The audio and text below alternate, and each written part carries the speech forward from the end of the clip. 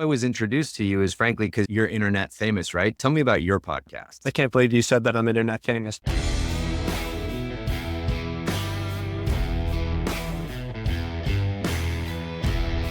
This is Unlawful.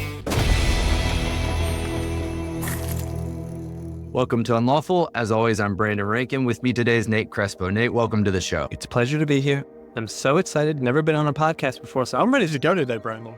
So it's funny because you've never been on a podcast, but you are a podcast. How I was introduced to you is frankly because you're internet famous, right? Tell me about your podcast. I can't believe you said that I'm internet famous, but yes, I can tell you all about my wonderful, beautiful, amazing podcast, the Lawyers in the Making podcast. Now, I will admit now that maybe in terms of time, it looked like I've stole concepts from Brandon. So I will admit now, either true or not, that I stole everything from Brandon. But what I focus on my podcast is that there is no path to the law or law school.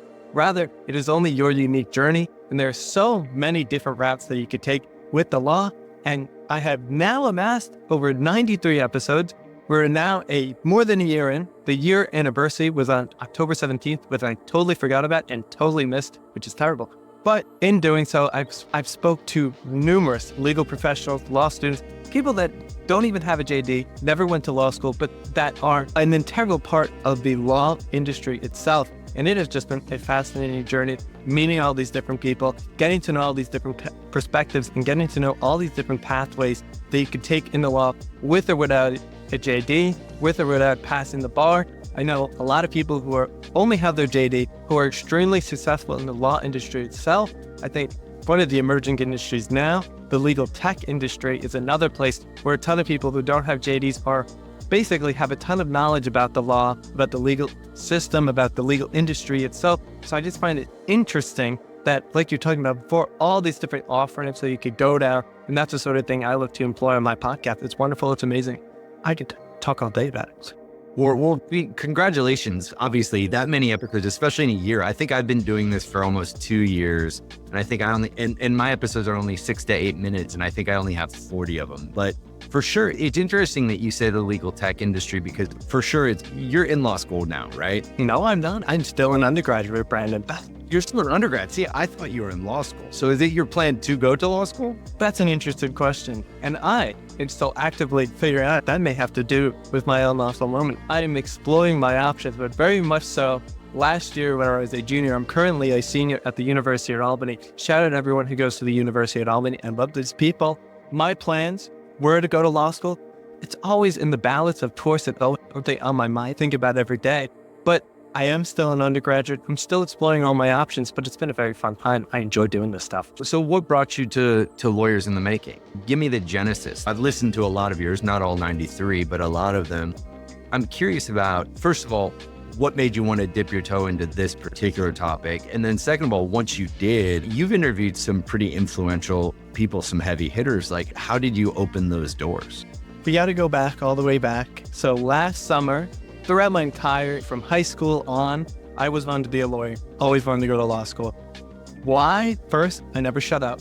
Never stopped talking. My poor roommates, people that have to live with me, I've heard me speak for hours on end about absolutely nothing. I just need some attention sometimes. Additionally, a part of that is I always have to argue with my parents every time I got in trouble. Are they lawyers? They are not lawyers. My father owns a process serving company, so I guess it's law adjacent. I serve papers still all the time, all with different people. So neither of my parents are lawyers. Very few lawyers in my family. Some distant people, yes. Last summer, I had begun studying to the LSAT for the very first time. I hated it more than anything. It was grueling. It captured my soul, I say. But eventually, I got to the test itself last September. I took it, and getting to the day of the test, I was so nervous, felt so unprepared, just like, oh my gosh, this is the biggest test I've ever took in my entire life. And I'll tell you what, Brandon, and I'll tell for everyone out there, I bombed it. I've never bombed a test so hard in my life. And eventually I got a score of 151. It's not terrible, it's not great. But Brandon, as I tell everyone, I hold myself to a very high standard. I get really good grades. I've always got great grades in my life. So the big hit to the ego. And for sure. All this uncertainty came over me as to what exactly do I want to do? Is law school the right path for me? Am I good enough for it? Is it a good fit for me? Do I even want to go? And so if it makes you feel any better, I'll let you continue. But if it makes you feel any better, I hated the LSAT. and I never did great on it. You know, there are some people who like it, but they're few and far between. The LSAT just was never anything that I liked at all. It's grueling. It was so grueling. And I found the test like at 151. I'm like, oh my God, because I wanted to go to the T14 schools. I wanted to go to Harvard, to the Yales, to the BCs, to the BUs, to all that fun stuff. And so I really became uncertain about it all. And so as a result, I realized, I looked at myself in the mirror and I'm like, all right, Nate, you got a problem in front of you. And this problem needs a solution.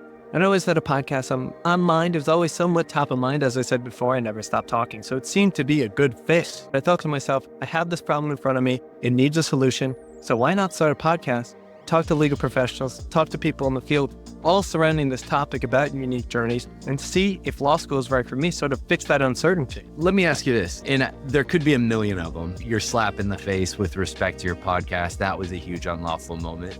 But what have you stored up for us? What's the unlawful moment you want to tell us the story of? I think, honestly, the real one is the LSAT moment. It really was the big unlawful moment. It was just that it was a huge realization that I was thinking about the podcast even before doing the LSAT, and I kind of had the name. So it was like I was sort of plotting on myself, preying on my downfall, more or less. But literally 10 minutes after the podcast, after I was done crying, I sat down on my laptop at my desk and I created the logo. Literally 15 minutes. I'm on the phone with my friend. I'm like, I'm creating the logo right now. I'm like, I'm doing it. I gotta do it. Because I just knew in that moment that something needed to change. I need to do something else because there was just all this pressure on myself. I was putting on myself and I needed somewhere to sort of release all this pressure. And I felt like the podcast would be a great place to sort of start exploring ideas to see what do I really want to do with my life. I was a young guy at the time. How old was I? I was 19.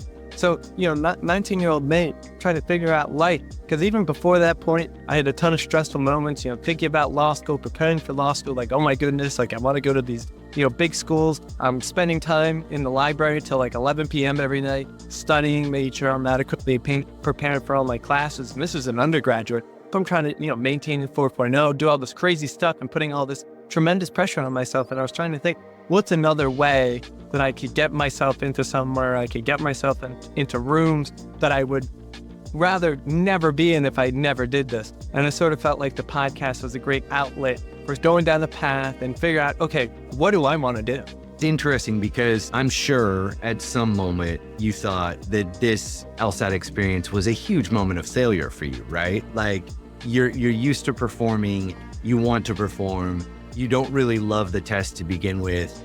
You feel very stressed about it, and then you go in and you don't perform. I've done easy things, I've done hard things, but oftentimes people talk about suffering for stuff, and if it's not hard, then it wasn't worth it. I don't believe that. I think that a lot of times there's stuff that seems very easy because you want to do it so badly. And all the stress goes away and all the pressure goes away because at some level you don't care. Because, the obstacle is the way or the journey is the reason. I'm not going to take too much more of your time, but before I let you go, what's the lesson? What's your take home? Am I allowed to curse? Sure. It's probably not good for my personal branding. But all in all, I think like if you have an idea, if you have any idea in your head and you think it might be possible, which it definitely is, just go fucking do it. Just put your foot forward and just go do it. It may be scary, but just block out that noise and just go do it. And you'll find out it's a wonderful thing.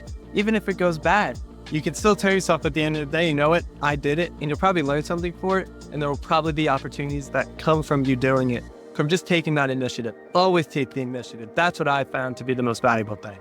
I'll add to that, don't wait for somebody to call your bluff, right? I appreciate you taking the time out of your own podcast to talk to me about it. That's Unlawful. Candy paint with the white on top, Lambo doors or the woo-up drop. If you busy plotting on what I got, kick in your door, it's what you thought. $100,000 on the tabletop, half price my whip, same price my watch. Got no jumper, but I bought